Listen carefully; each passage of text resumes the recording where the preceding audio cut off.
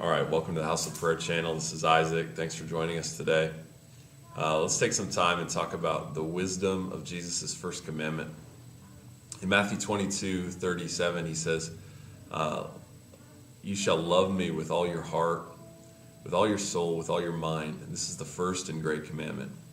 So why is it that Jesus put that first? What's in his heart behind it? And how do we pursue that in a better way?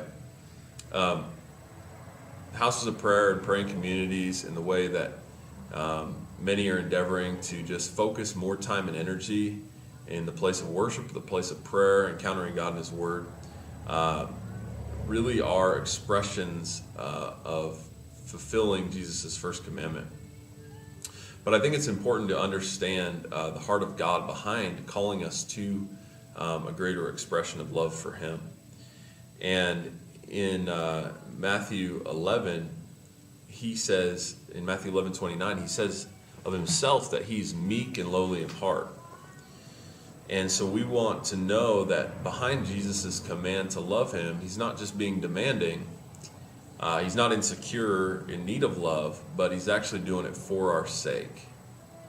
That He knows that we need to pursue loving Him. I liken it to the story of the woman at the well, where Jesus comes up to the Samaritan woman and says, asks her for a drink of water, and she argues with him because he's a Jew and she's a Samaritan. And he said, if you knew the gift of God and who it was who asked, you would have asked Him and He would have given you living water. And I believe that's at the other side of Jesus' commandment. He says, come and love me with all you are. But He understands, he's telling us to do that because He sees us in our weakness and our need. And He's just saying, come into the relationship where you're going to get fed. John 15:4, that abiding in Him and bearing much fruit that comes from we're abiding in Him and He's abiding in us.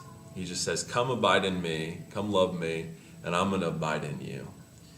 And so we want to see that under the command to love God with everything we are is God inviting us into a relationship that in His meekness He wants to meet our needs for the provision that only He can give.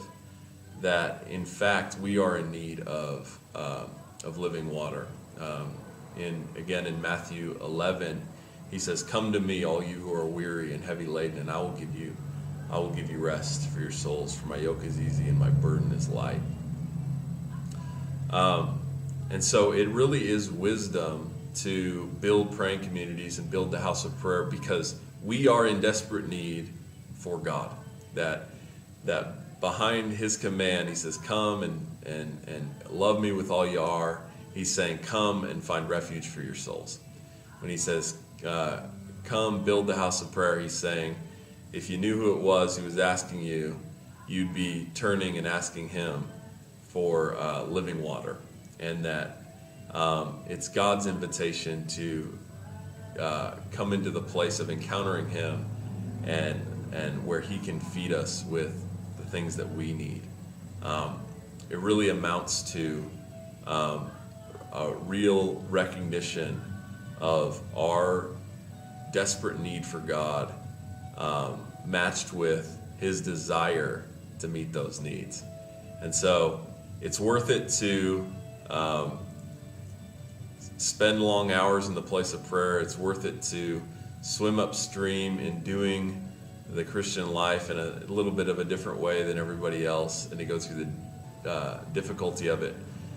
And it's worth it to do it even in the small, when no one else is coming. If you're the only one that goes to the prayer room you built, it's God's mercy toward you. That He's saying, I know what you need, and I've put you in a place where you're going to begin to come to me and ask me for it. That you're going to grow in love for me and in the understanding of my love for you. And when that is at the core of what we're doing, where we're saying, I'm going to build the house of prayer because I need the house of prayer.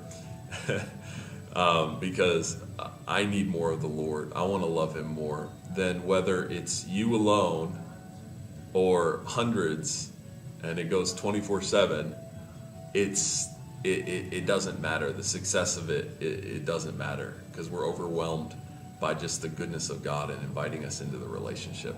So that's the wisdom of pursuing the first commandment, and we'll get into more details on some later videos. Real quick, I want to thank Peter Freelander for making our new intro. Really, really cool, and I appreciate him taking the time to do that. Be blessed, and definitely subscribe, and we'll keep the videos coming.